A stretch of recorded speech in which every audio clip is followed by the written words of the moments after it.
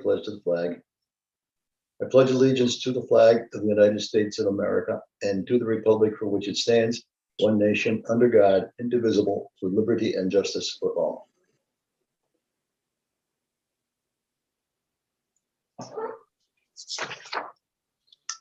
Well, welcome to the April 13, 2021 meeting of the Town of Victor Planning Board. We have two meeting minutes. We had a chance to look at them. One is from March 9th and the other is from March 23rd. Not hearing any contrary. We will entertain a motion to approve both of these minutes. I'll move. Joe Lindbergh moves. Second. I'll second. As always, Al Galena. All in favor? Aye. Aye. They're approved. Any correspondence, Lisa or Kim? None that I have, no. Okay. Let me see. Oh, there's Dave, down in the corner. Okay, anything from the town board? Good evening, Ernie, and the rest of the evening. board and welcome guest. I would say probably the most exciting thing last night was we are moving forward to opening up some summer rec programs, which our residents have been, anxiously awaiting to see what's going to happen.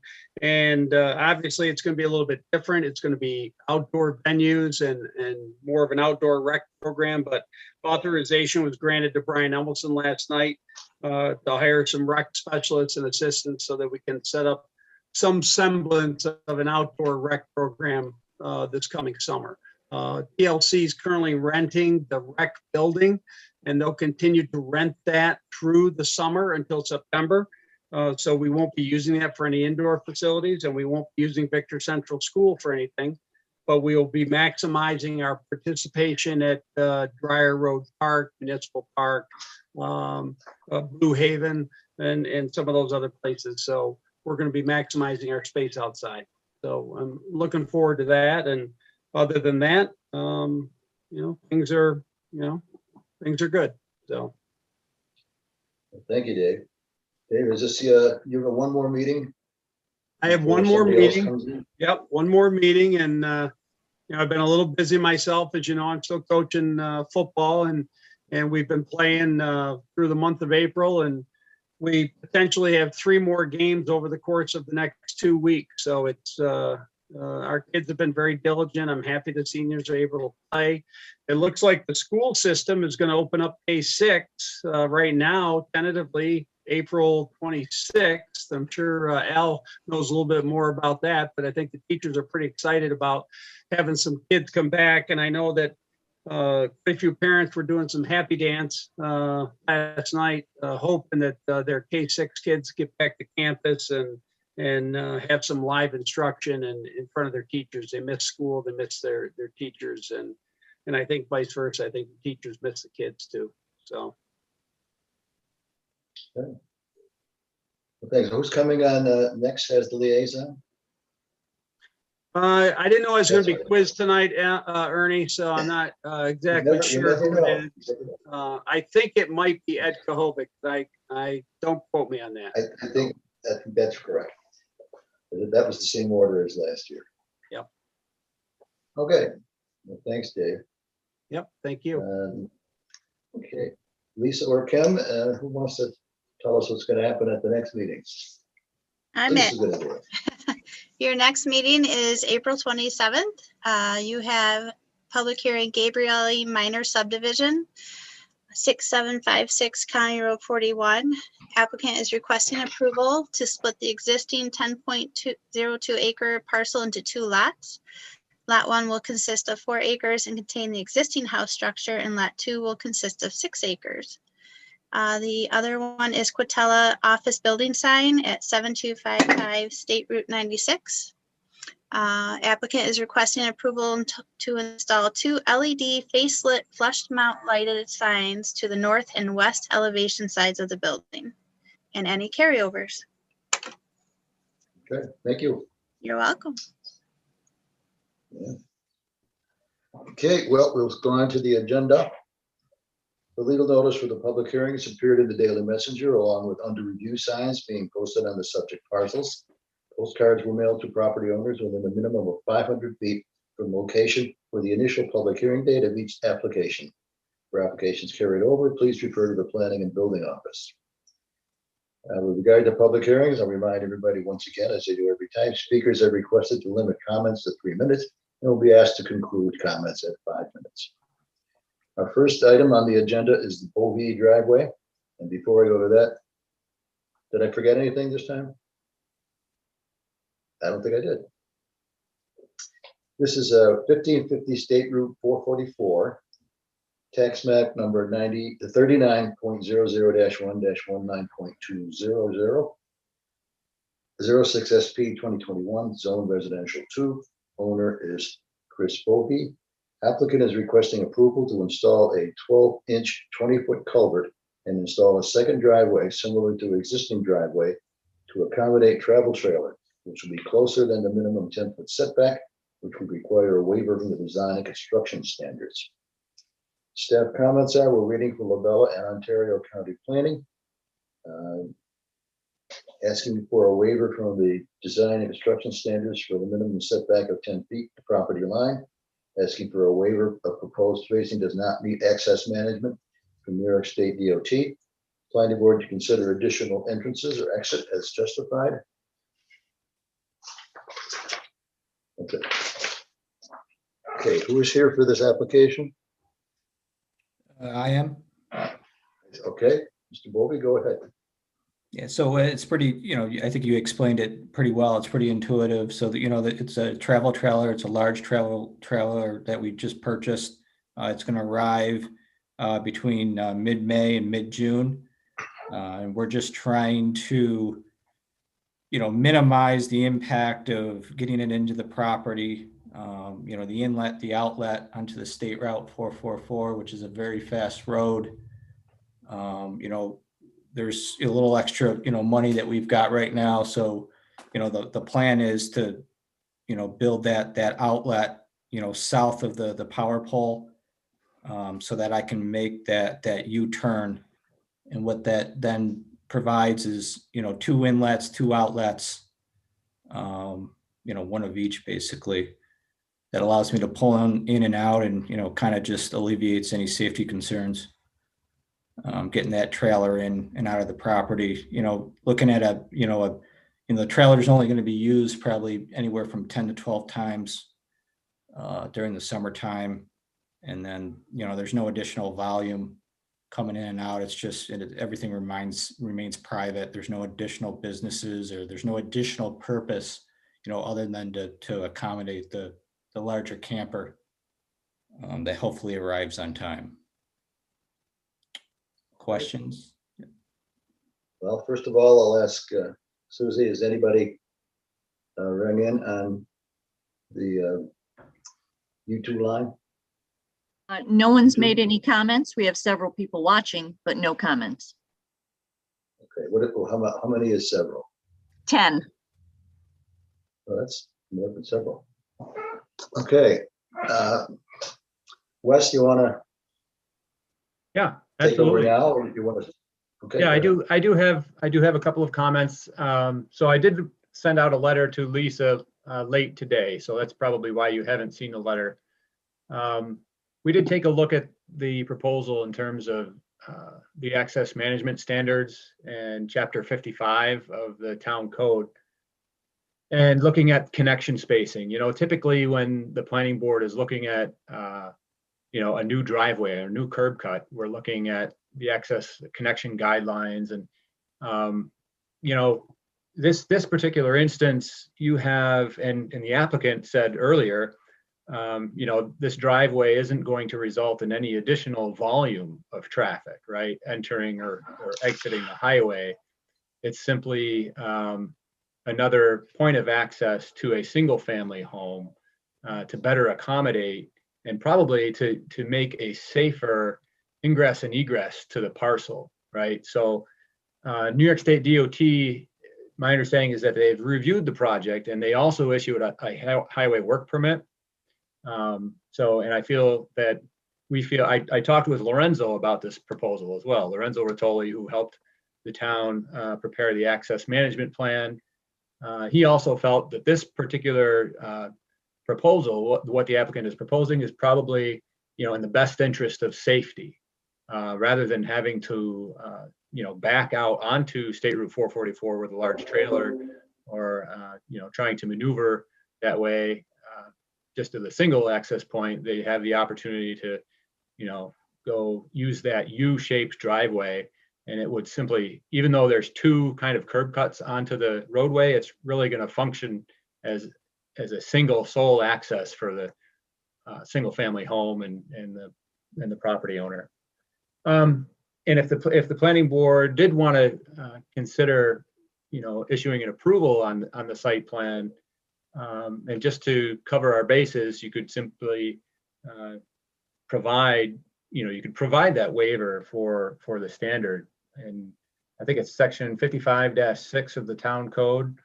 And that generally would require 660 feet of spacing between driveways for roadways with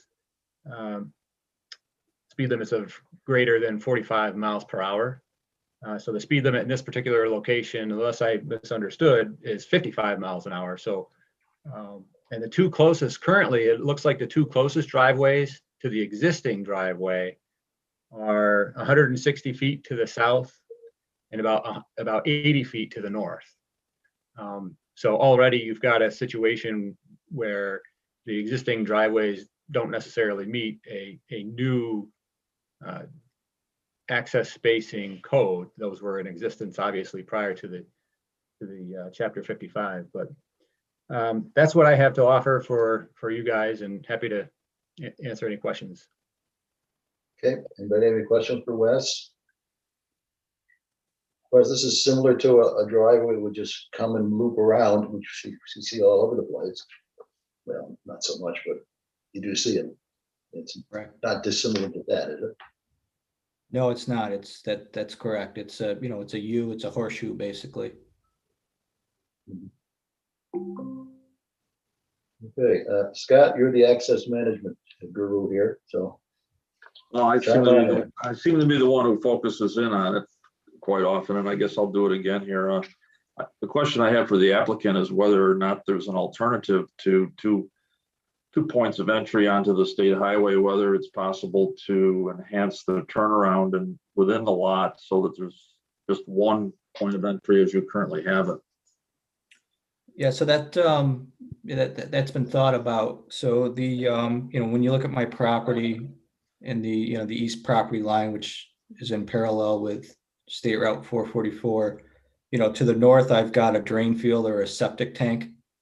So I can't do anything as far as turnaround, putting the weight on that front lawn to the north. When you look at putting the outlet to the north of that power pole that was on the survey map, that was actually how I first approached this. But in demoing the U-turn on the current trailer that I've got now, which is about 10 to 12 feet less than the one that we're going to get, I wasn't able to successfully make that turn. It's too tight. Whereas if I built that outlet, standing off 3 feet from the north of that power pole, it doesn't give me the range to turn around. So the idea at that point was to go with the layout that is having that outlet south of the power pole, which is what I'm presenting. The code enforcement officer indicated that that you need to meet these spacing standards and the NISDOT policy and standards. Is NISDOT waiving their standards as well? What is that, the power company? No, that's the New York State DOT.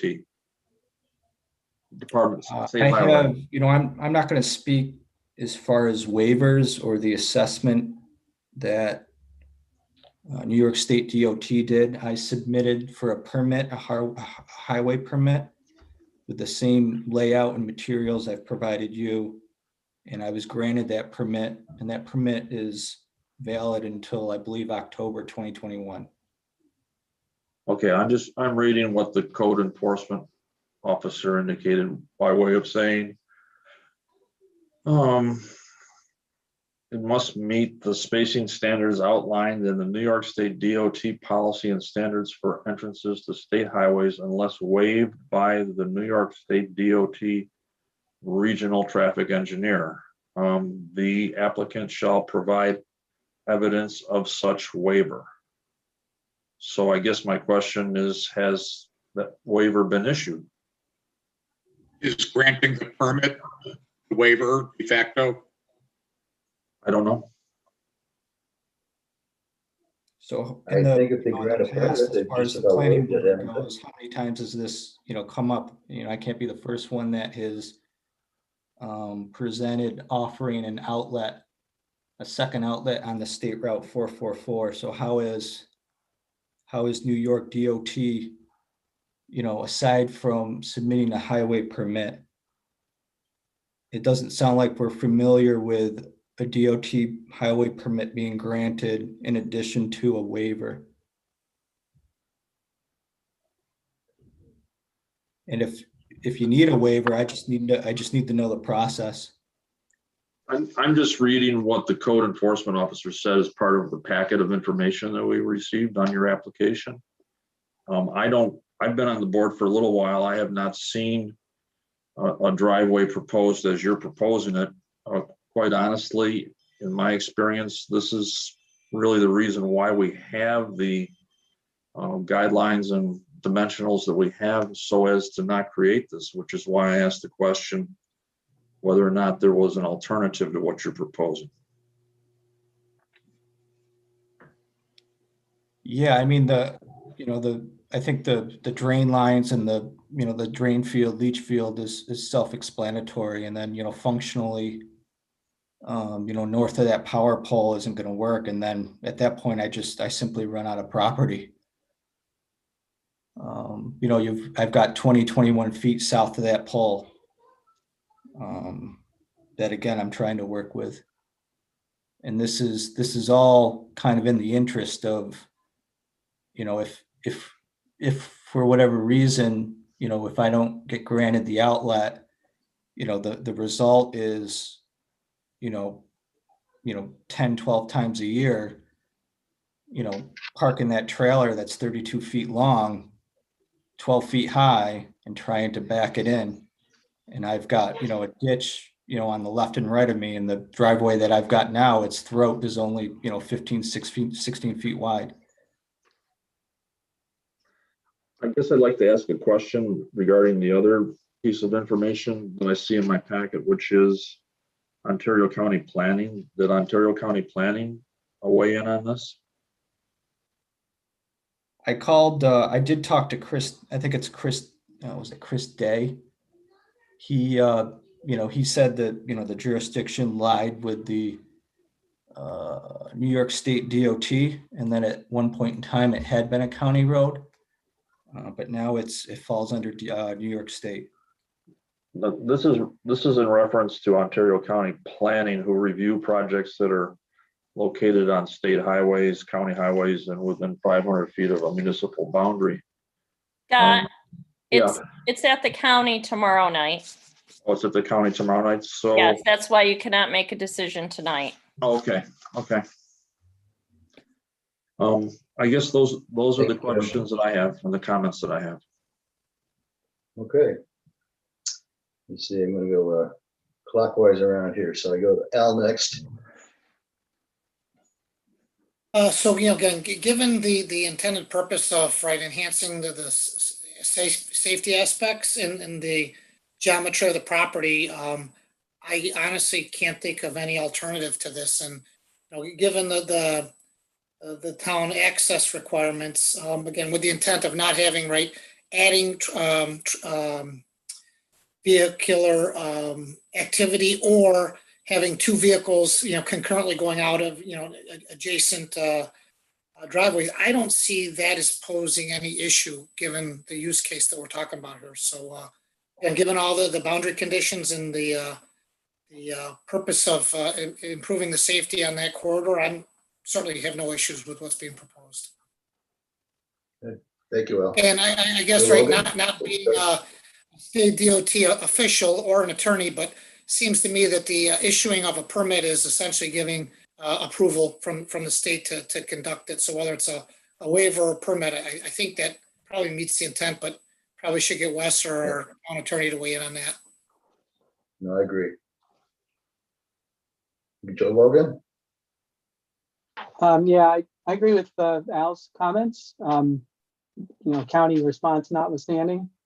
The only concern I might have is the parcel right next to you to the south is unoccupied, and someday somebody's going to put a driveway right there. It's a pretty narrow strip, I think, unless you can probably chime in on that too, but there's got to be distances between the driveways, so they will be compromised a little bit in where they can put their driveway on that lot, given it's not that terribly wide.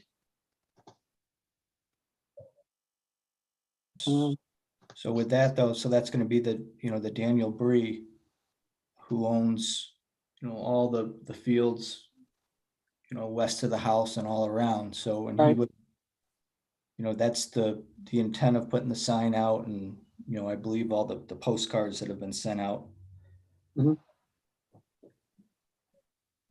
Yeah, and that's fine. I was just looking at it's a 60-foot wide right away based on Sounds Google Earth correct. here. So, but again, I have no problem with doing this. I have a double driveway U-shaped to be able to get in and out in a hazardous curve on Dryer. So I can certainly sympathize with your I appreciate that. plight. So that's all I got.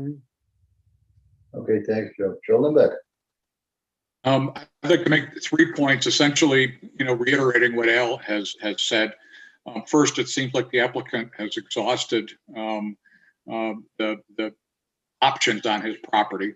Number two, the point of safety and backing into or from highway over more times a year is not the safest perspective. And three, the fact that the highway department has granted a permit, I think is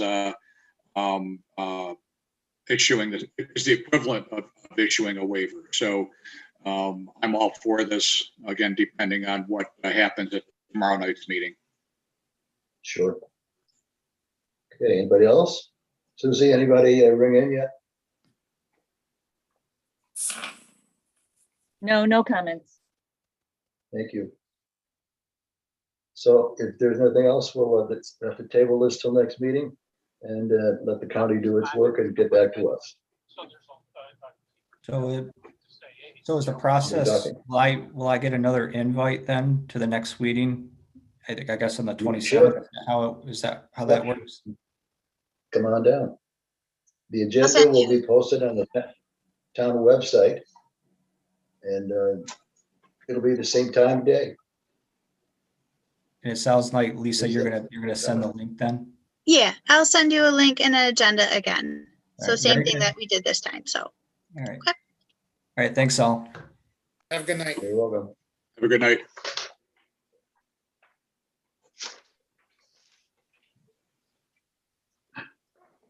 Next item is the Brush Barn, 8045 County Road 41, 07 SP 2021, Zone Residential 2, tax map number 38.00-1-1.210.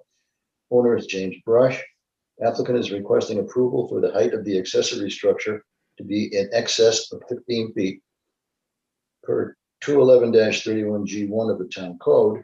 Planning board review is required for an accessory structure greater than 15 feet in height prior to a building permit being issued. Now, correct me if I'm wrong, but this building is already up, right? Yes, Anybody here for this? yes. Ernie, I need to excuse myself from this application because I have Mr. Brush as a long-term client, so I'm going to sign off from this application and I'll sign back on when the application is over with, okay? Okay, thank you. Yeah. And I just commented to the staff comment is the height of the barn is 24 feet from grade to peak. And once again, correct me if I'm wrong, but the building is already up, right? Yes, the building is already up.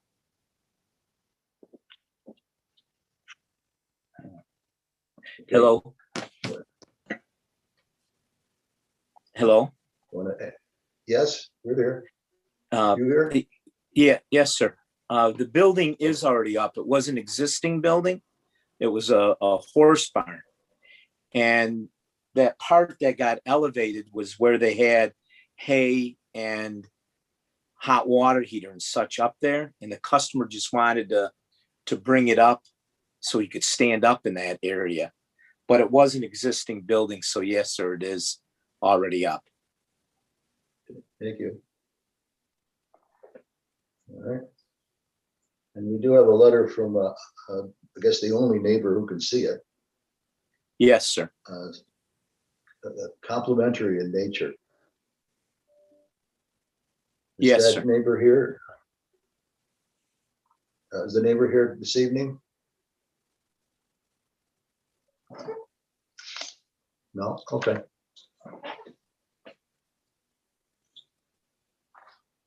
It's that section on the right, on top photo, or top drawing, and on the left, and the bottom drawing that we're talking about here. And it's like, I think I read this, maybe I didn't, but staff comment is that height of the barn is 24 feet from grade to peak.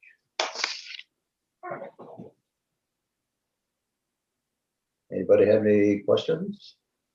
Start with Joe Limbeck this time. The renderings that we're seeing now is what it's going to look like once the roof has been raised or the elevation is increased? That What it looks is like now. correct. It has been raised. Okay. I don't have any questions. That was it. Okay, thanks, Joe. And we'll go over to Joe Logan. No objections or any no other comments. Okay, and Al Galena. No questions, no objections. I quite frankly can't see any problem. It's a building that's been there for how many years? A lot of years. Yes, sir. And they're not increasing the height as a result of this application. They're just asking for approval of an existing height that's at the time it was constructed was in violation of the design of construction standards, although it may not have been in existence then. Who knows? In any event, anything else for anybody? Susie, anything from the public? No, no comments. Okay, thank you. Could I have a motion to close the public hearing? I'll move. Al moves. I'll second. Joe Logan seconds. All in favor? Aye. Aye. Public hearing is closed. And we do have a resolution on this one. This is a resolution for the brush barn, 8045 County Road 41, today's date, 4/13/21, application number 07SP2021. Whereas the planning board made the following findings of fact, and there are 6 of them. Whereas the Town of Victor Planning Board reviewed the unlisted action on April 13, 2021, and identified no significant impacts. Now therefore be it resolved that the project, Brush Barn, will not have a significant impact on the environment and that a negative declaration be prepared. Now therefore be it resolved that the application of Chris Lesperance, site plan entitled Brush Barn, received by the Planning Board March 8, 2021, Planning Board application number 07SP2021, be approved with the following conditions. Conditions to be addressed prior to the chairman's signature on the site plan. 1, that no final signatures will be given on the plan since all legal and engineering fees have been paid as per fee reimbursement local law adopted November 25, 1996. Ongoing conditions, number 1, that the site plan comply with the Town of Victor design and construction standards for land development, including section 4. And 2, that a building permit be obtained before the start of construction. There's not going to be any additional construction, though, is there? No, sir. Okay. And be it further resolved that the planning board secretary distribute the planning board's approval letter. Any motion on that? I'll move. Joe Logan moves. Second. Second.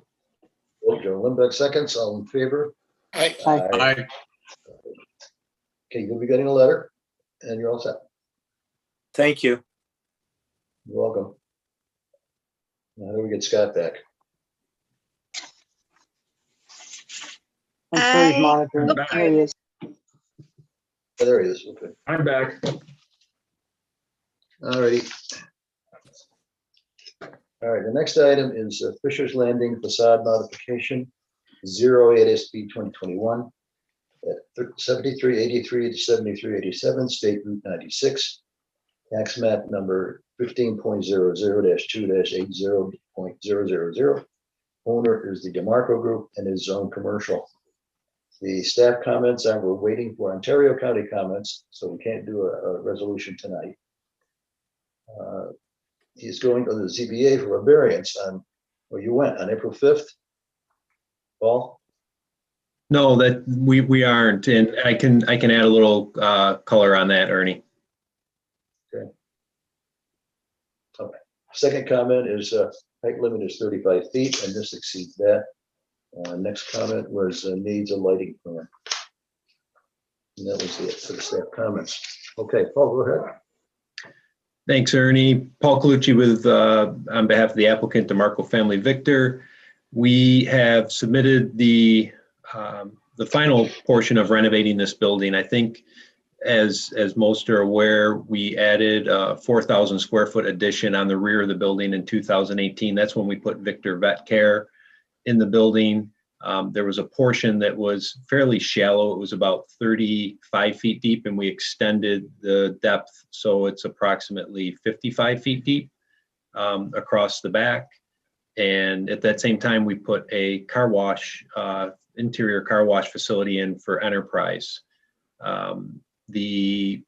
Also in 2018, we put a rear facade along the building, kind of dressing it up. We took all of the meters and, electric meters, gas meters off the back of that building and tried to make the back of house a little more aesthetically pleasing as, Doodlebugs daycare patrons travel frequently around the back of it.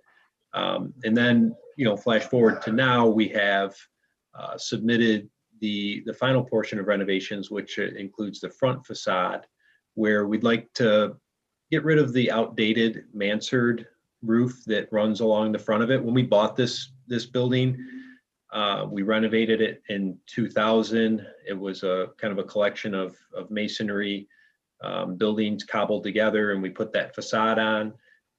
It included the canopy over the center portion, as you're showing in that existing conditions picture. And our goal is to just kind of get rid of that green standing seam roof and create a more aesthetically pleasing front elevation.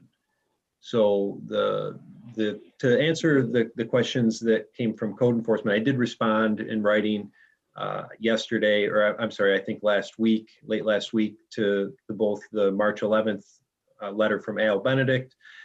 The initial elevation that was sent in was incorrect with depicting the height of that central element. We are not planning to raise that above what is existing there today. Really, we want to take the existing peak and then rather than having a sloped roof back, we want to tip that sloped roof back and just create a gable section that would be that central element. So those dimensions, unfortunately, I apologize, are incorrect. The actual existing height to that peak is 31 feet 9 inches, which is below the 35 feet. We're not planning to raise that above what is there today.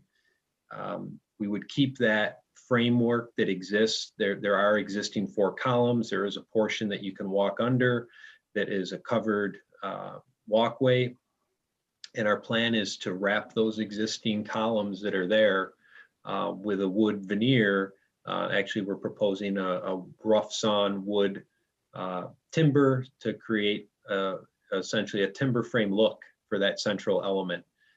Replace the green standing seam roof on the central element portion to a dark bronze and just peel the standing seam off the left and right side, and ultimately just do an ephes finish that matches what we have on the back. So the paint scheme that's on the back of the building and sides would be carried around the front in the same ephes look.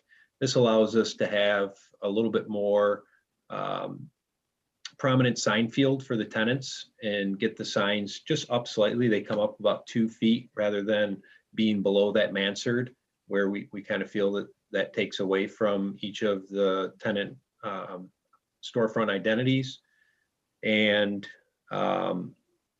really kind of freshen it up. So I did also respond to Labella's comments relative to the architectural review that was prepared by Mark Kakufka.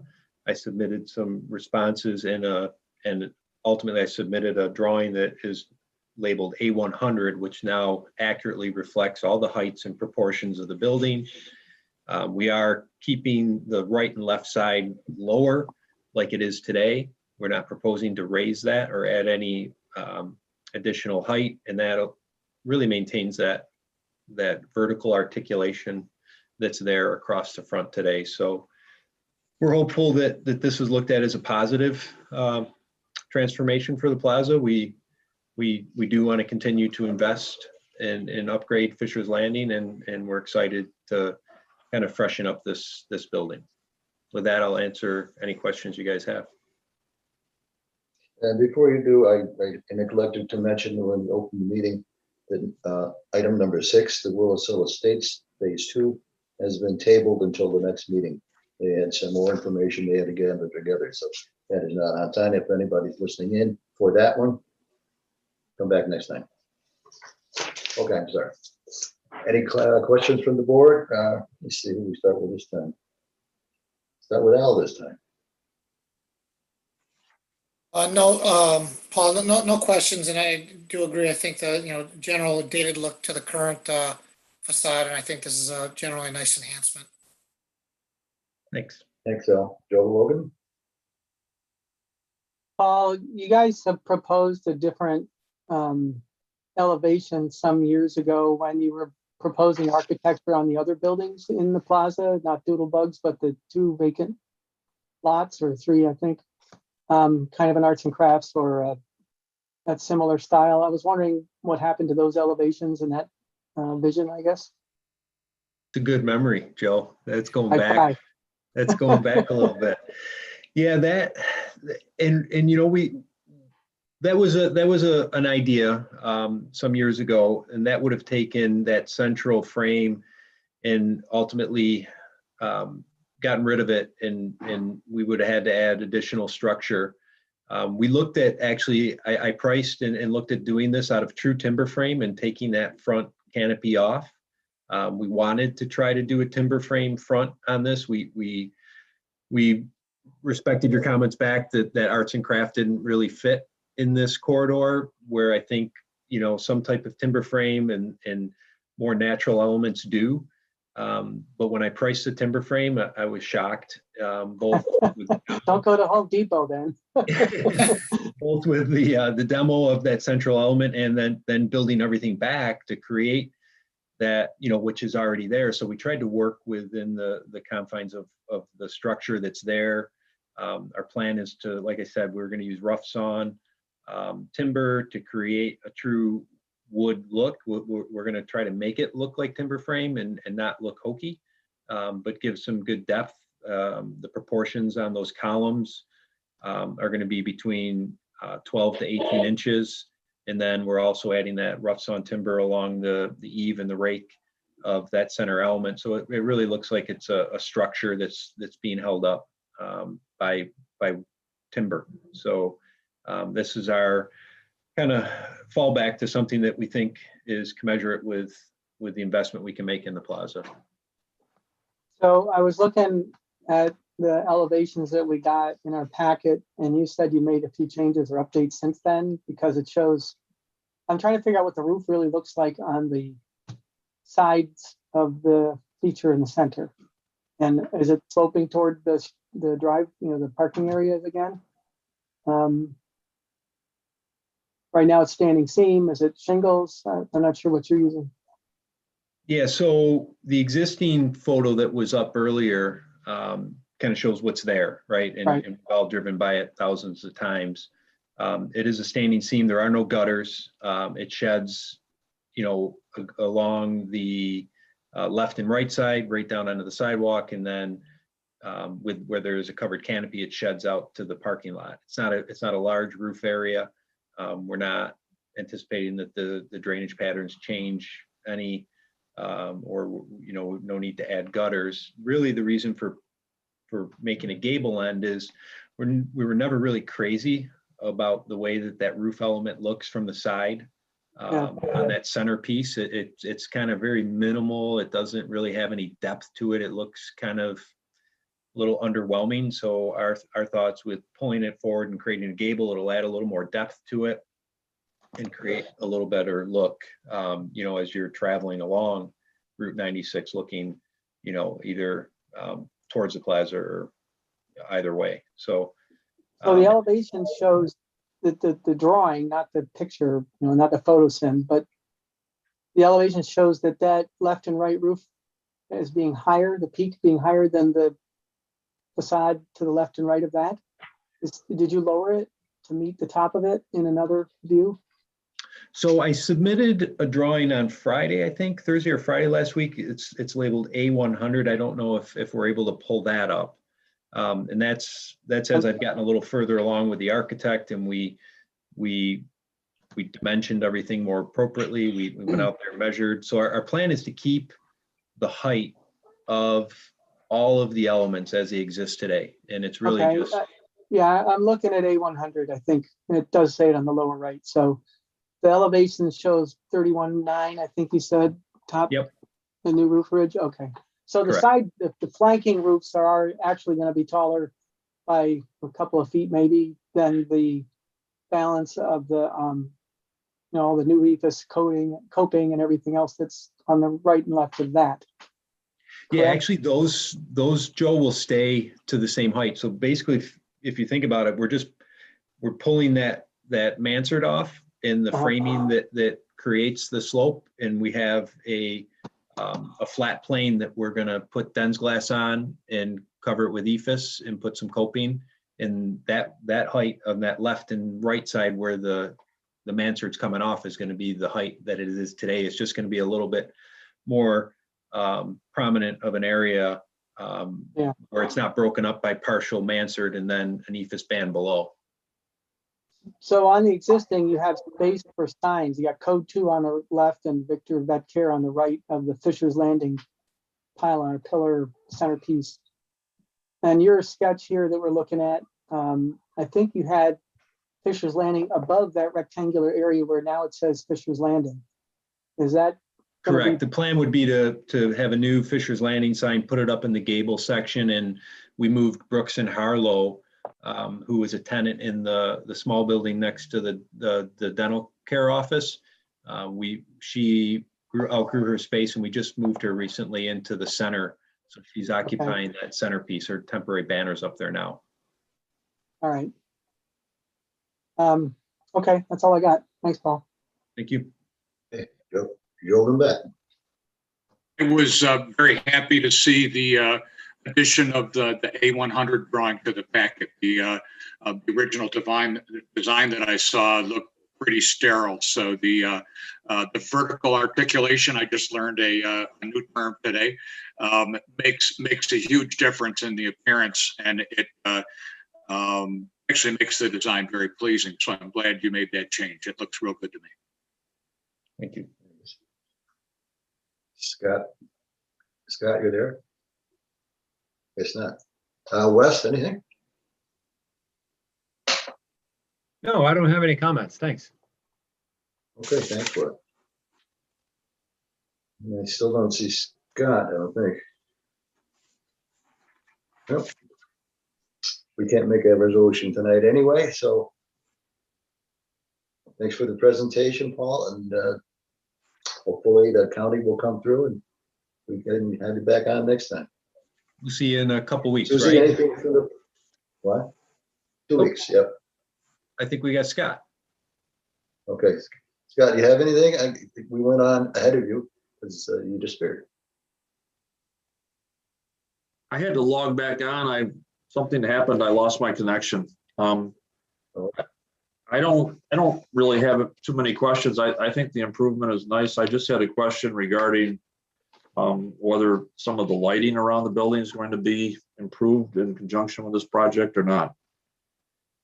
Yeah, I failed to mention that I did respond also to that comment from the code enforcement officer. The only lighting changes would be under the canopy. There's existing can lights. We would swap those out to LEDs conversions. So same number of lights, just in the same location in lieu of what they are as metal halide today, they'd be LED. Are you going to do anything? I think you've got some wall packs on the south side. Are you going to do anything with those or not? No, there's no additional lighting proposed at this time. We do have the site lighting that we did years ago that illuminates this area pretty well. And we really don't know that adding sconce lighting is going to contribute, any greatly to any additional illumination necessary. So we're not proposing any additional lighting at this time. Okay.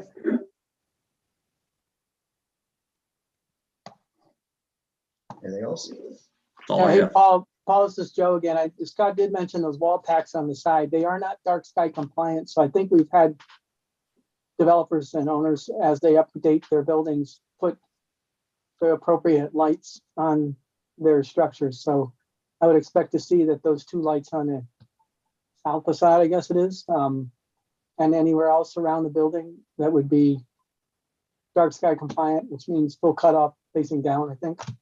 I'll take a look at those. I haven't even really focused on that, but that's a good point. We'll take a look at those, Joe. Okay, thanks. I think I agree with Joe. Those look to be not dark sky compliant. Yeah, because they project outward and downward too.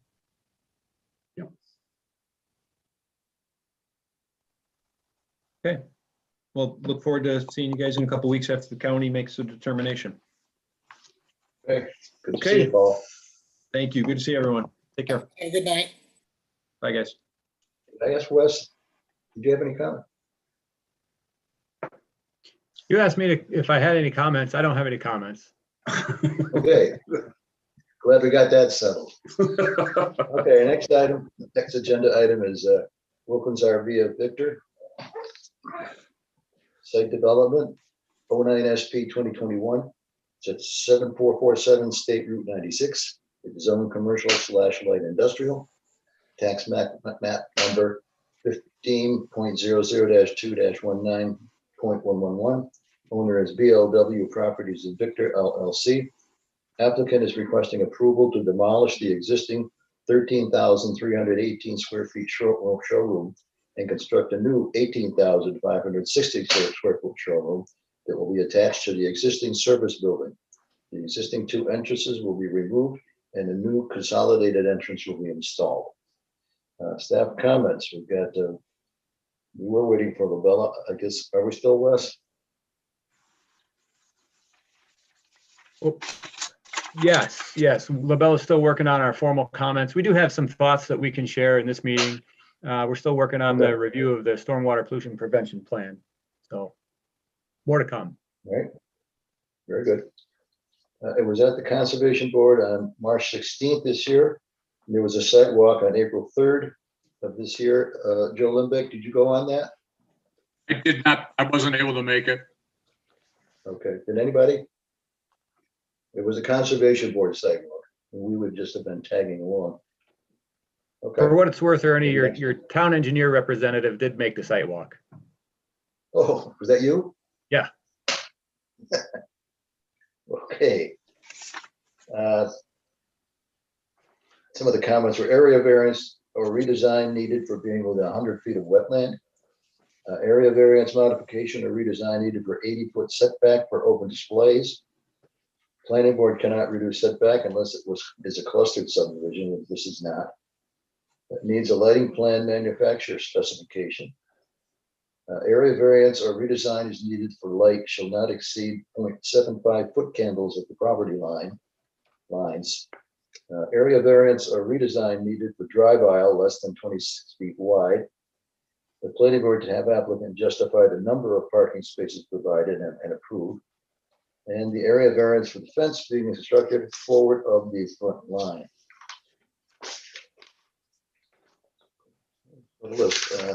Okay, same for that. I see Mr. Wilkins over here on the left of my screen. Give Good us some evening. input on, oh, wait, look, Mr. Amory, you're going to take over. If you don't mind, my name's Alex go ahead. Alex Doesn't matter. Amering with Somebody- Costage Engineering, representing the applicant. Brian Wilkins, as you already noticed, is with us. And also Denise Haggerty, who's the general manager for the facility. So thank you for the introduction. As you mentioned, it obviously exists as an RV dealership today. Many of you probably know it as the former Ballantyne RV. Brian purchased it a number of years ago to expand his operations. He currently owns a facility in Churchville and also one in Bath, New York. The project encompasses about 9 acres. The overall parcel is much larger, about 24 acres. It's largely comprised of wetlands,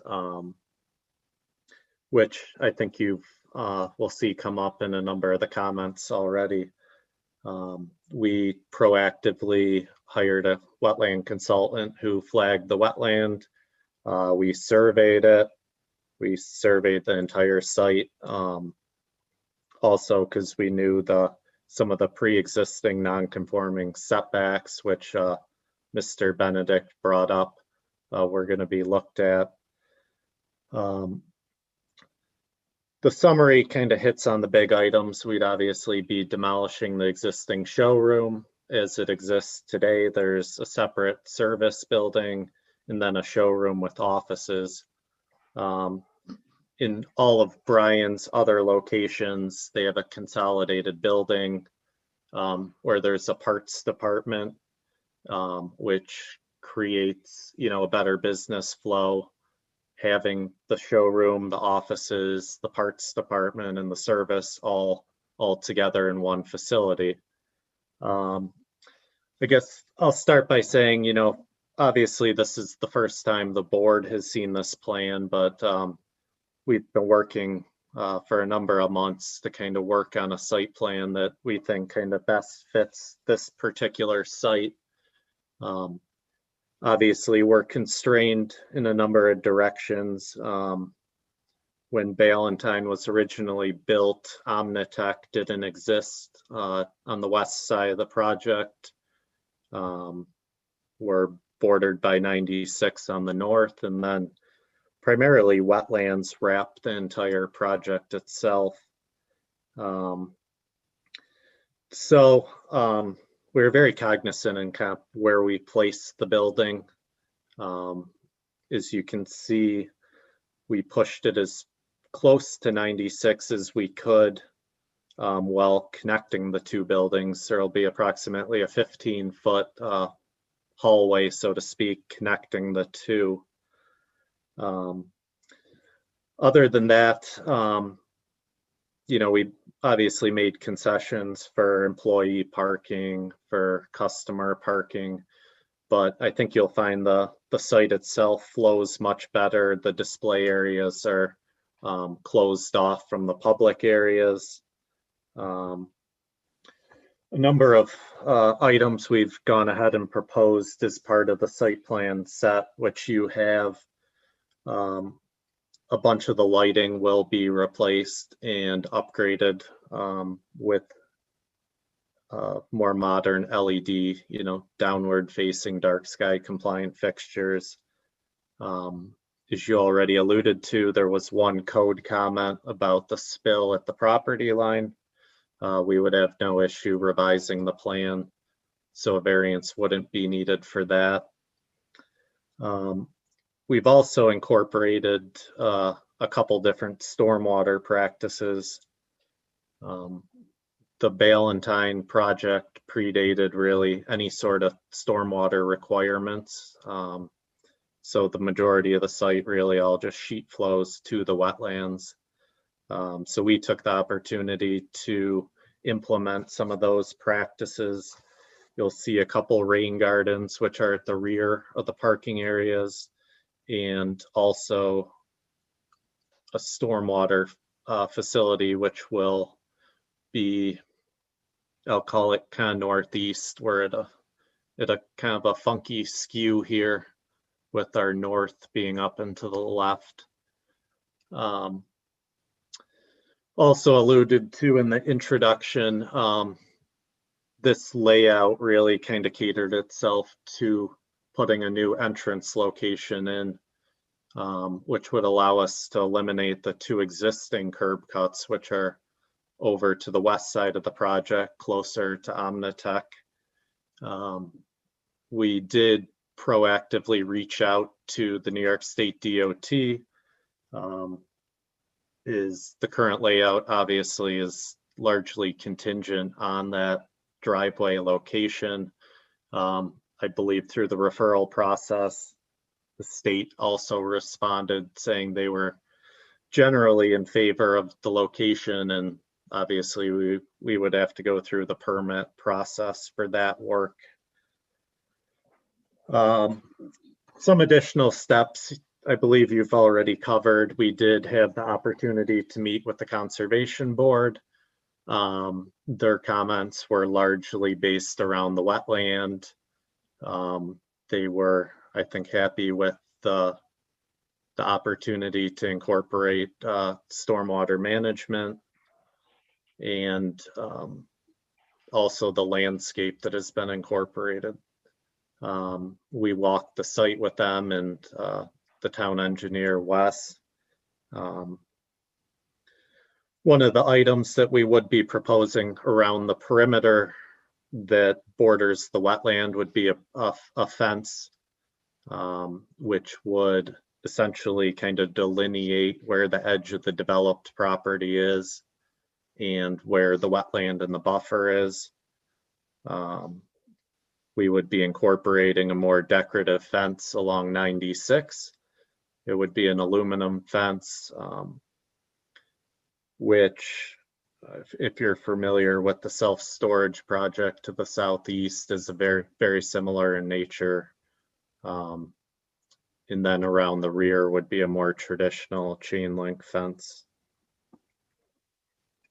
During the site walk, the Conservation Board members also brought up the opportunity to potentially implement some plantings along the drainage ditch, which goes through the center of the site. I'm guessing you guys are somewhat familiar, but it crosses under 96 from Bristol's nursery, and then feeds into the wetland. I think we can incorporate some plantings which would create a more natural stream buffer along that portion of the project. As far as on-site utility infrastructure, there is sewer, there is water. There was some comments from the fire department, which we're comfortable working with them on regarding hydrant spacing, access to the fenced-in locations.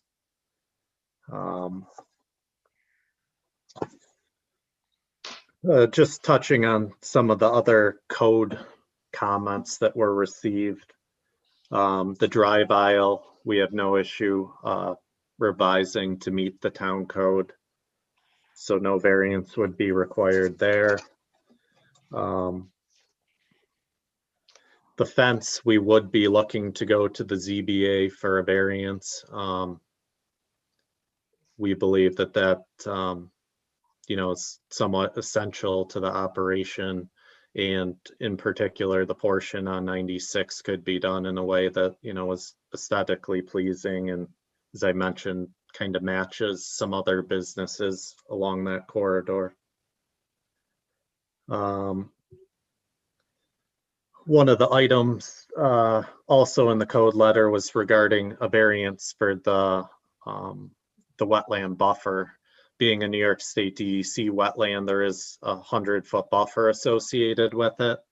That is one item we would like to clarify with the code official.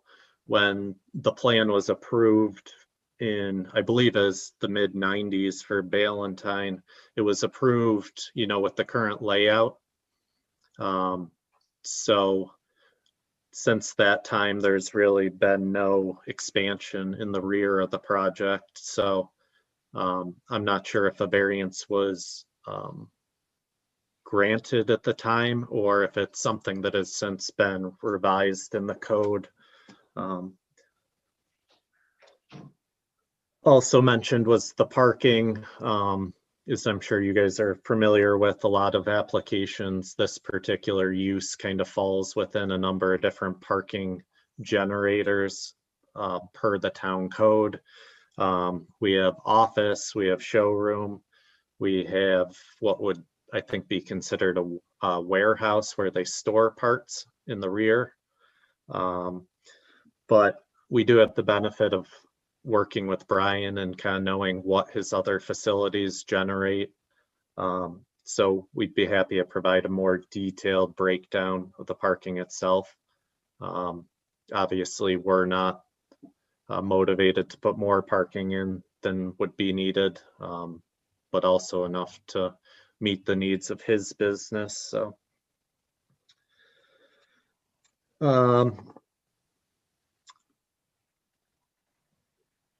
I think I hit on most of the comments we received to date. I think with that, what I'd like to do is give Brian the opportunity to talk a little about the operation and how this redesign of his facility, kind of created some opportunities to improve a number of things on the site.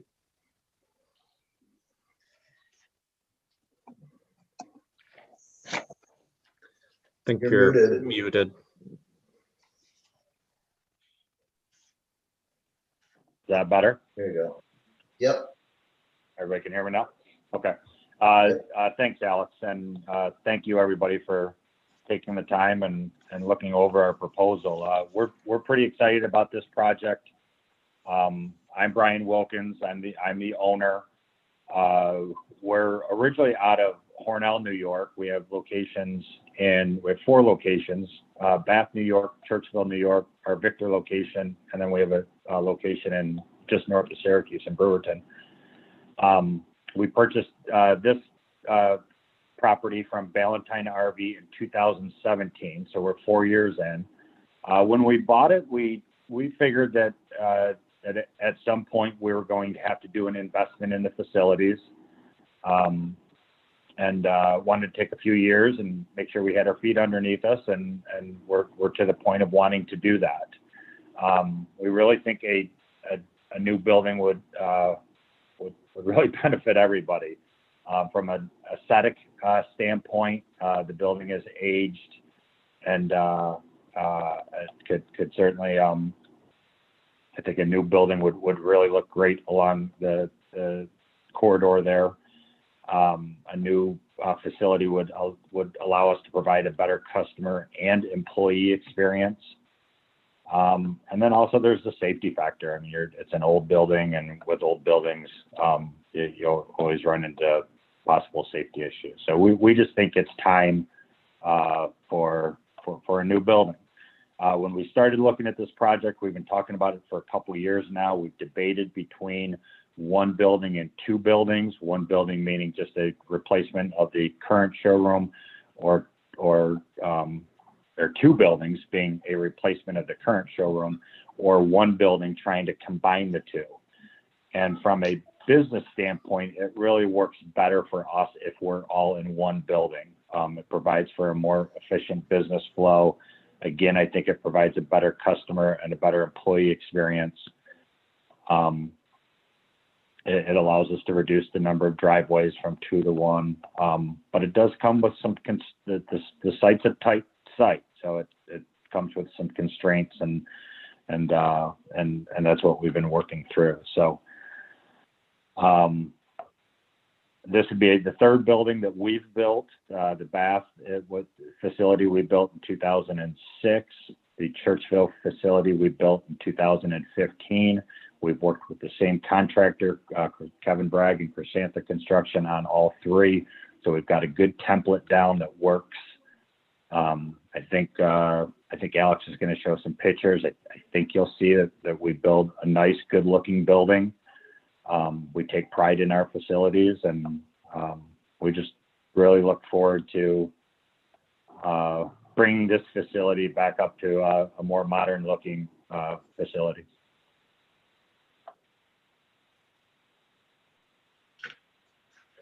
Good. Thank you. And see, Wes went on the sidewalk, so do you have any comments, Wes, that are available right now? Yeah, I can provide some comments. And in fact, if I could, maybe I'll just share a couple of photos that I took on the site walk, just so you get a flavor of for example, the stream that goes through the site.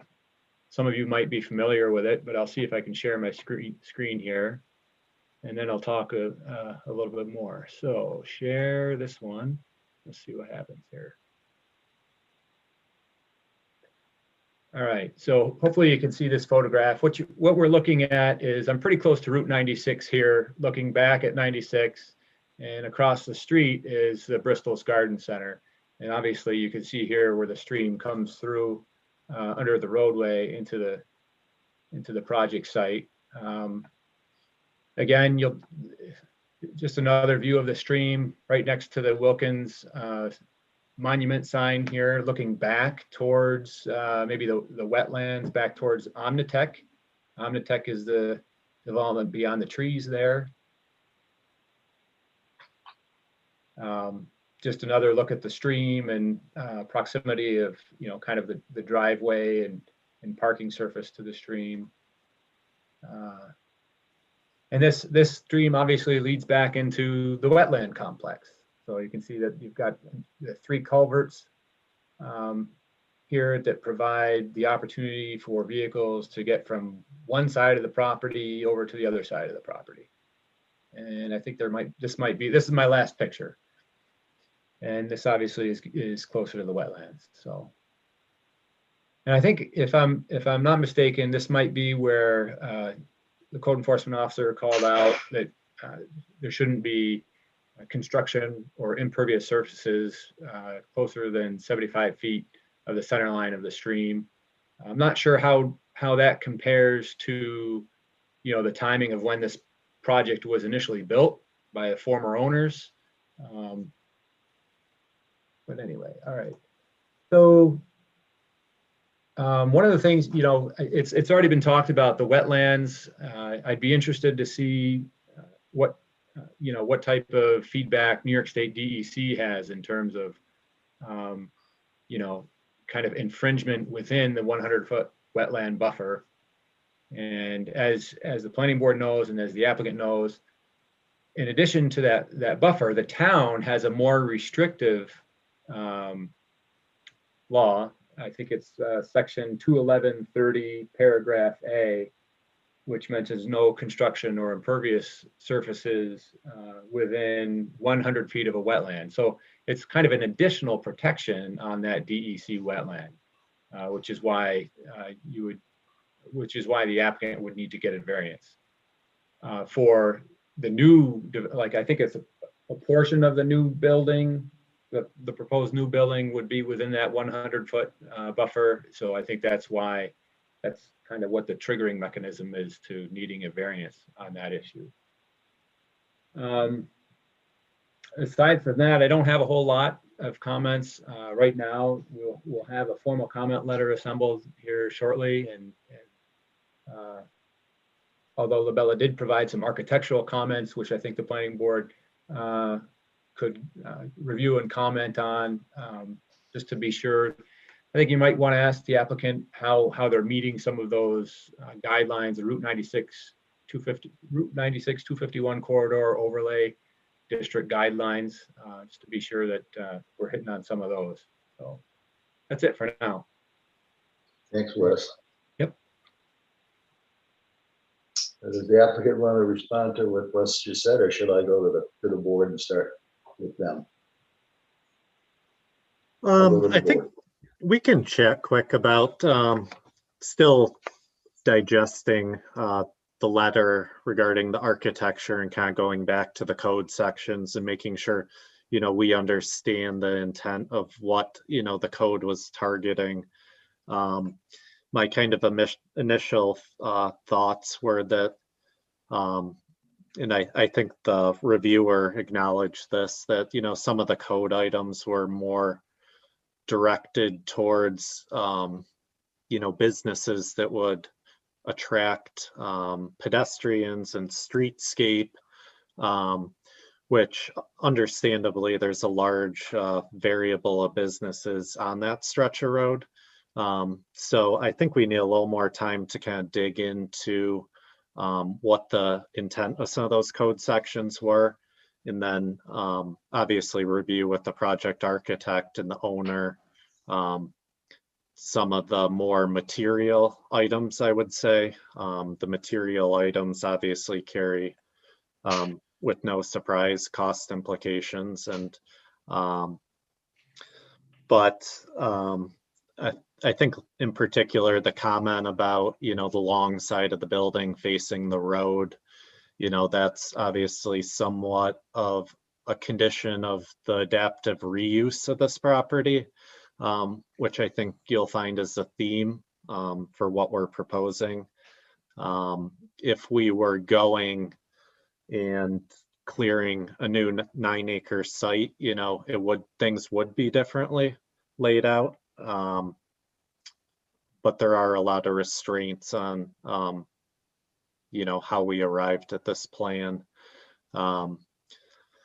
Regarding, you know, the pedestrian connection being on the front side of the building, I understand certainly with a number of different uses that has an important benefit. I don't think, you know, too many of the folks coming in are going to be walking off the street, unfortunately.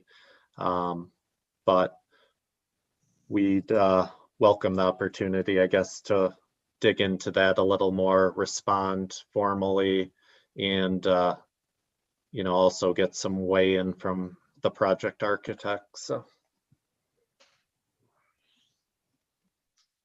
Okay, let's go to the board now. Joe, Logan? Thanks, Ernie. So, as usual, I usually have quite a few comments with something like this. They're not bad. They're just, I have a question about the location that you decided on for that addition, and the culvert positioning, that, you know, the drainage ditch, and frankly, a need for access to Omnitech Place. And my concern is that you've selected the entrance to Route 96 in an area where you're getting all of this traffic accelerating to get past one another from 2 lanes to 1 lane. And you've got pretty large trailers and vehicles towing heavy trailers to get it out onto 96 in a pretty difficult location.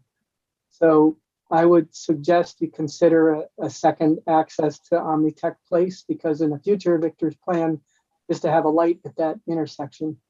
And it would be a whole lot safer to get vehicles out onto 96 with a light than, and even right now, to get it from Omnitech Place onto 96. I'd be interested to hear Wes's thoughts on that. And honestly, I'm surprised the DOT would be happy with the location of the entrance on 96 where you've placed it, rather than having the 2-lane access location near where it is now. It doesn't have to be right where it is, but you know, you start dropping off that lane as soon as you get past your driveway. So I guess my thought would be, why not put the building on the other side and get it closer to Omnitech, and perhaps put culverts in and bury the creek that goes through your site to avoid runoff from your site going directly into the creek and making it work its way over to a stormwater management facility. And you'd avoid some of those wetland disturbances. I know it's a recreation of exactly what you guys went through, but I'm thinking that that might be a benefit to traffic flow on your site.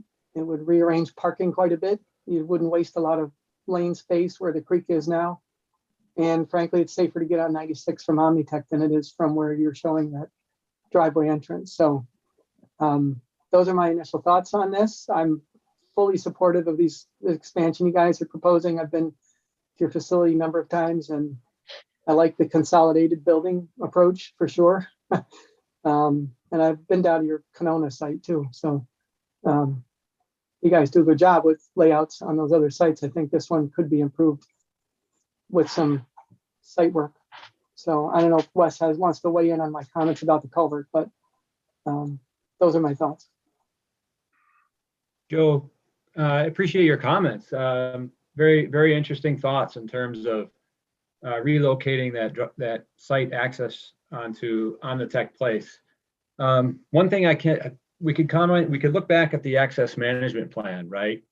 Yeah. And one of the conceptual maps, one of the maps conceptualized consolidating ingress and egress to this parcel. Yep. Specifically. And basically it calls out, reducing that from 2 points of ingress and egress to 1.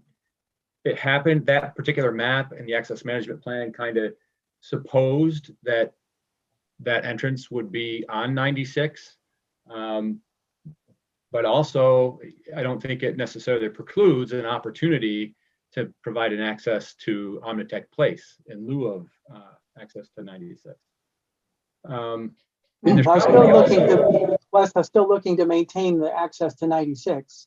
Oh. I'm not suggesting eliminating that. I'm suggesting moving it so that you're closer to where the 2 lanes are, rather than being in a more dangerous spot, in my opinion, where these cars are trying to merge onto a single lane on 96 and have a separate entrance exit from Omnitech for large vehicles for safer egress from the site.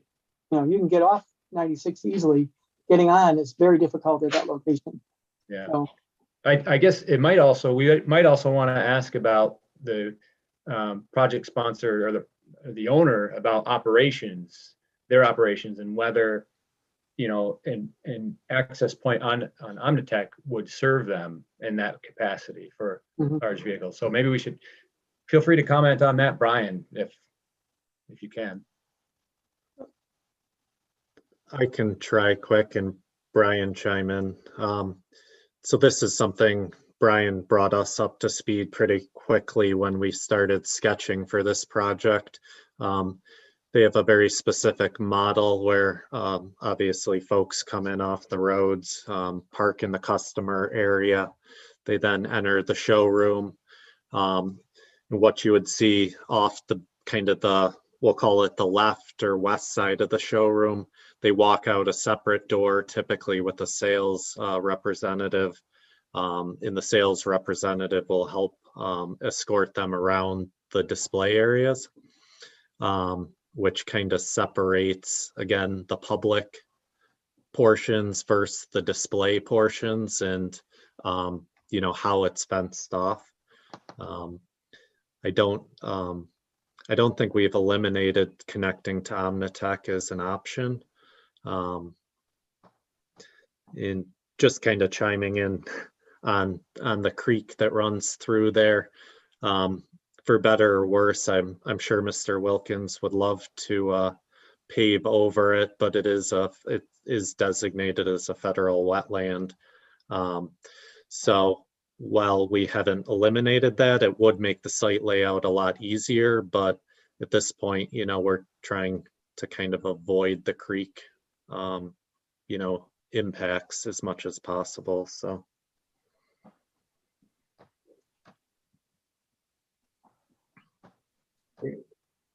Yeah. Yeah, Alex, that was certainly my understanding. Is I didn't think that we had the ability to do anything with that creek. And thus the location of that creek this just makes it difficult to put the building on the, on that side of the existing building. We did look at that at one point, and we end up flipping to the other end because we thought we were going to be infringing on that creek. The other thing that's kind of important from a layout and an operational standpoint is, and Alex was alluding to this, is we like to have the inventory for a security standpoint, we like to have the inventory behind the building.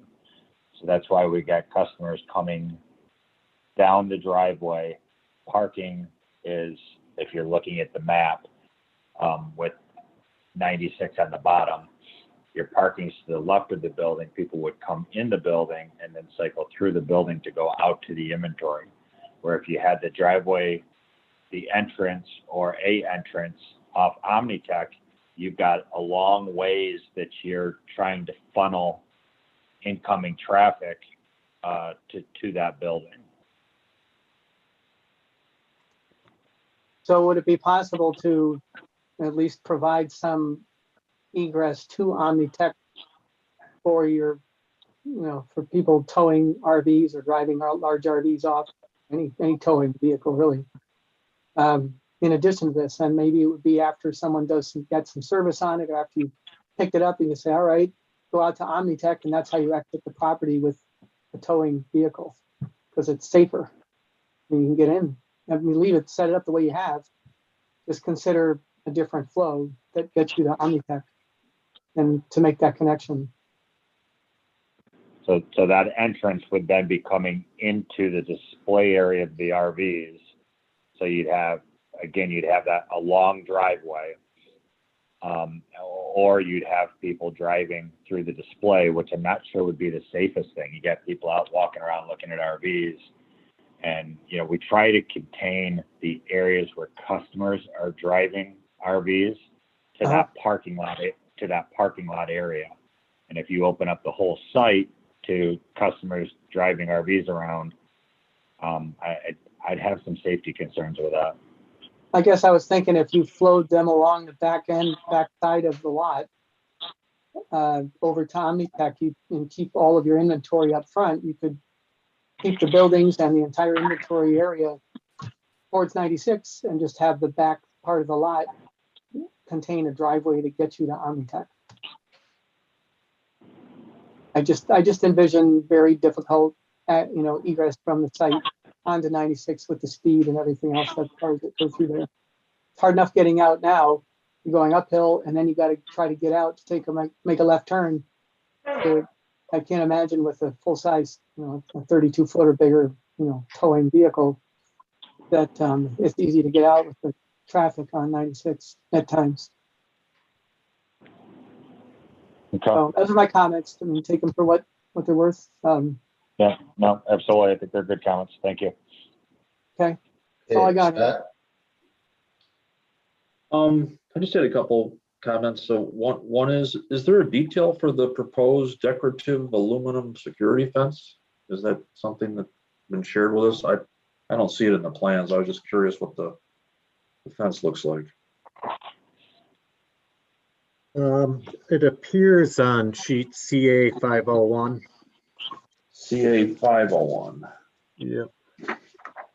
We also have, I think as Lisa or someone mentioned, I had submitted some photos of their other facilities, and this particular fence was used in Churchville,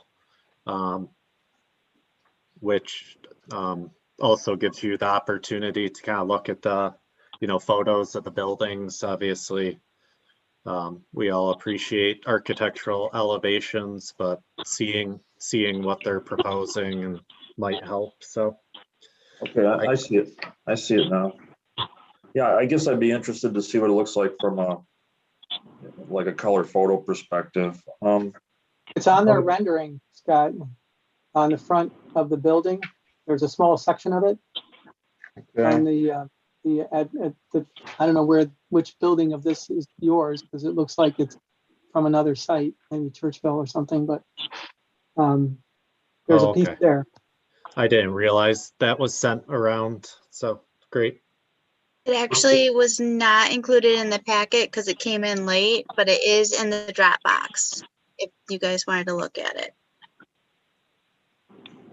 Okay, I'll take a look at it later, I guess. Another question I had was, are you subject to a setback to your front parking along 96 as part of the corridor plan? Are you subject to an 80-foot setback on that? We are. Well, I'll put an asterisk on that. In the 90s, when Valentine was approved, they got a variance for a 50-foot setback. At some point during the previous owner's tenure, the parking must have expanded towards 96. So Brian inherited a project, that has a setback in the range of 14 to 15 feet. So it's certainly a pre-existing non-conforming item, but we acknowledge we're going to have to address that with code and go through the process that's required there. So,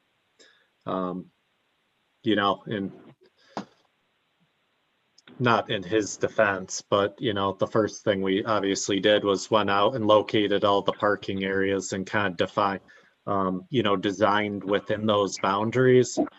Then we pulled out the town code, as you found out in the code enforcement letter, there are a number of non-conforming items. So Okay. the setback on Omnitech is a little different because Omnitech wasn't there. The parcel was subdivided where the corner is, so it's it's an interesting one. Yeah. Mhm. Thank you. I have no more Well, questions. Okay, Al? So, so first of all, generally, right, supportive of, a redo of the site design. I think, right, that in principle, what's being proposed, I think would be a nice enhancement. That being said, certainly support some of the commentary by Joe and Wes and others.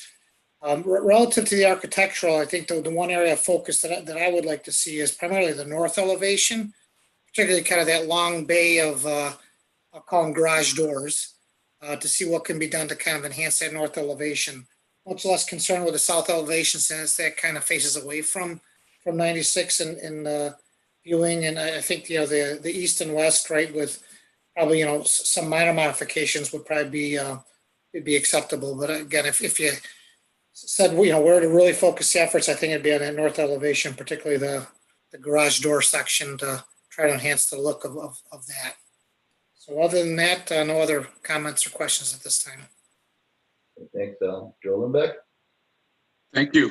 The wetlands is a white cypress swamp, and admittedly, it hasn't been treated very well in the past. I know it was a point of concern with the proposed Fisher's Ridge project.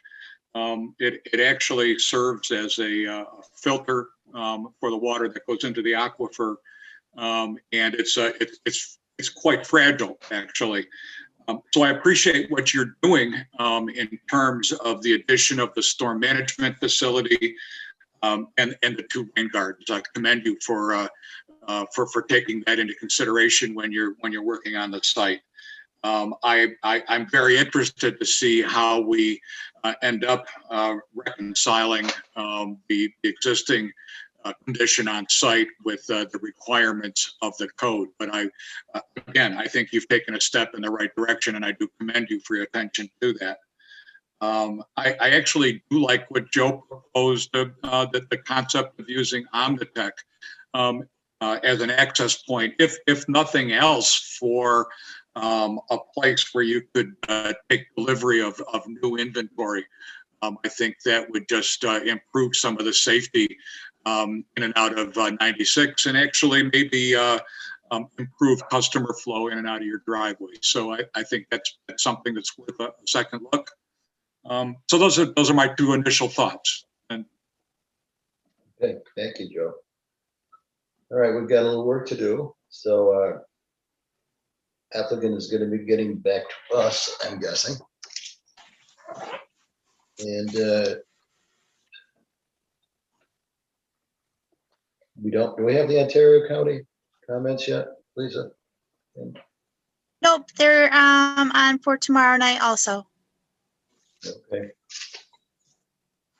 Then we'll just have to table this until the next meeting. Hopefully, we'll be getting this moving along. Our next meeting is 2 weeks from today, 2 weeks from tonight. And assuming all this stuff gets done, we'll put you back on. And no point having you come back, but there's still open items that we talked about today. Nope, I think we'll be responding to a number of the comments, getting clarification, and doing some more homework on our end. I appreciate all the feedback, and we look forward to being back. So good, and we'll see you another time. Thank you. Okay, the next agenda item is the O'Neill subdivision. That's 02 PS 2021 and 05 FS 2021. And I would comment here that the public hearing is closed on this one. This is at 7874 County Road 41, Zone Residential 3. Owner is William and Victoria O'Neill. Applicant is requesting a 7-lot major subdivision on 76.4 acres located on County Road 41 and Strong Road. 6 lots will be created for new single-family homes. The existing home will remain on Lot 7. This will be the second and third step in a 3-step process for a major subdivision. The sketch plan was acknowledged complete December 15, 2020. And staff comments, we're waiting for the Ontario County DPW comments. We don't have those yet, do we, Lisa or Kim? Nope, not yet. Okay, thank you. Probably won't. And there's a note here that the letter of intent is incorrect. The existing house is on Lot 7, not Lot 5. We need perk info, only received 2. Was it for the north lot and the south lot? We don't know. Please show on the map where and rates. Conservation easement info. Lot 4 does not have an easement shown. Should it be shown? And the site location and access is a comment. Okay, Link, are you gonna take over this one?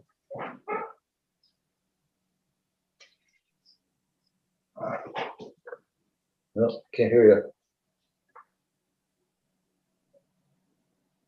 You don't appear to be muted, but there's no sound coming.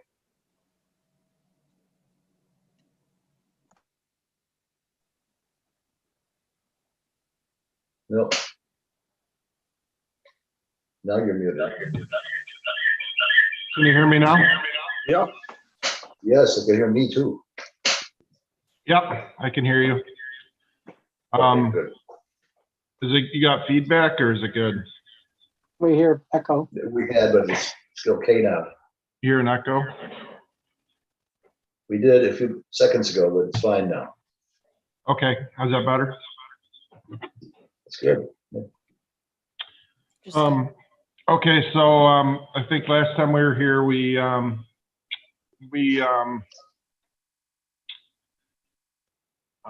reviewed the plan and everything, and I think you guys were good with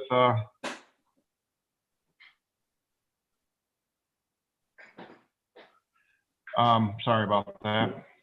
So anyways, we were here last time. We discussed the plan. We addressed all the comments. We provided written responses back before, and then I provided revised plans back to the town. I think we addressed the majority of the comments we've got. You just mentioned a few I haven't seen. So if there were more comments about perks and things, but yeah. I thought we had addressed everything and submitted the revised plans back. We showed the conservation easement markers. We showed we added the notes that were applicable. The one lot we had talked about not showing the conservation easement on because that's going to remain as a farming operation. And we had just put a note on the plan. And I noticed the code enforcement officer, I believe, made another comment about showing the easement. Again, there's no development proposed on that lot at this time. So I think, it's really up to the board if you're looking for a condition of that for showing an easement. Once again, that's going to keep being farmed, and we don't have any plans for doing anything. That's the lot on the bottom of the bottom there, the big lot, the 25 acre lot. So we'd added the conservation easement markers there per code, addressed the comments from everybody that we'd received, and submitted back the revised plan. So I think that was about all I had. So I'm certainly, if there was some additional comments I haven't really seen or had a chance to respond to, I guess we can talk those through. Okay, anybody from the board have any questions? Start with Al this time. No further questions, Ernie. Thank you. Joe Lindbeck? No, I have no comments either. We've come a long way. I'm fine. Joe Logan? I agree. Nothing further. Okay, Scott? No, I have no comments either. Okay. That being the case, we have a resolution. Staff and Wes worked hard to the day to get this done, so we'd have it tonight. So there it is. And it was, I believe, in the Dropbox or emailed separately to it. That's what it was. Any event. Resolution is for the O'Neill subdivision, preliminary and final. Today's date, 4/13/21, 7874 County Road 41. Applications number 02 PS21 and 05 FS21. Whereas the planning board made the following findings of fact. There are 12 of them. Most of them are pretty much boilerplate, but there are a couple I'd like to point out.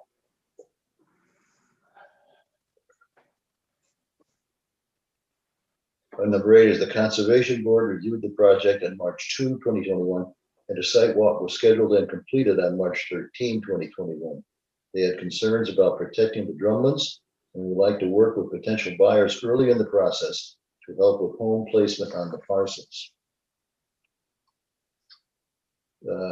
Town engineer LaBella Associates provided a comment letter dated March 23, 2021, identifying issues to be addressed. And similarly to the Victor Code Enforcement Officer. And we'd like to point out that as pursuant to section 27-8J of the town code, a recreation fee for each lot, or in the event of a multiple dwelling, a recreation fee for each family unit in lieu of parkland should be paid to the town before issuance of the building permit.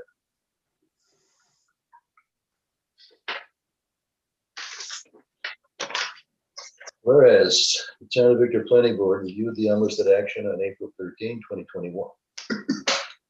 Identified no significant impacts. Now, therefore, be resolved that the project O'Neill subdivision will not have a significant impact on the environment, and that a negative declaration be prepared.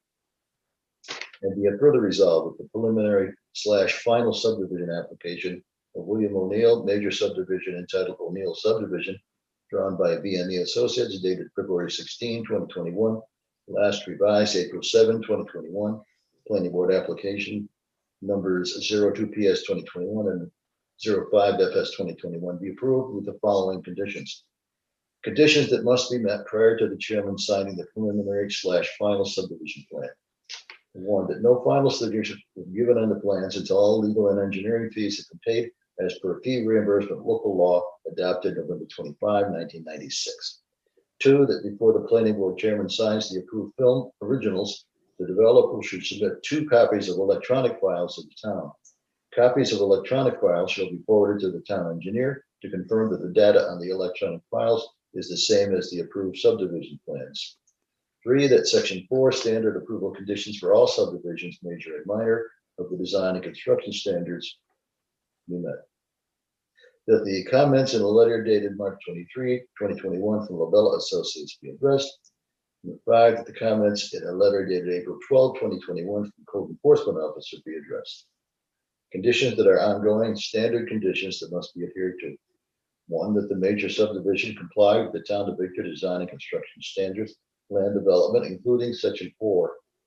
Two, that approved subdivision maps, including conservation easements, lot consolidations, and lot line adjustments shall be submitted in digital format, AutoCAD 2002 or latest version, effective January 1, 2004, per Town Board Resolution number 193 of June 23, 2003. Three, the applicant shall be aware that this approval does not mean that lots are approved building lots. Site plan approval will be required by the planning board prior to lots becoming buildable lots and before issuance of a building permit.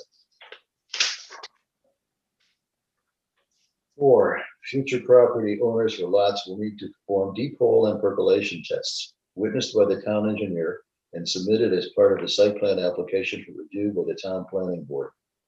Number five, and please note this carefully, the placement of all conservation easement markers shall be shown on final plans, and conservation easements must be filed on or about the time subdivision mylars are filed. And be it further resolved that the planning board secretary distribute the planning board's approval letter. Anybody have any comment about the resolution? If not, entertain a motion to approve. I'll make a motion to approve. Scott? Ralph got it. I'll second. Al seconds. All in favor? Aye. Aye. Okay, there we go. That concludes our agenda for since this evening. As I indicated earlier, the last item of the Willis Hill Estates was tabled till next meeting. So entertain a motion to adjourn. So moved. Thanks. Thank Scott. you. Joe Lindbeck moves to adjourn.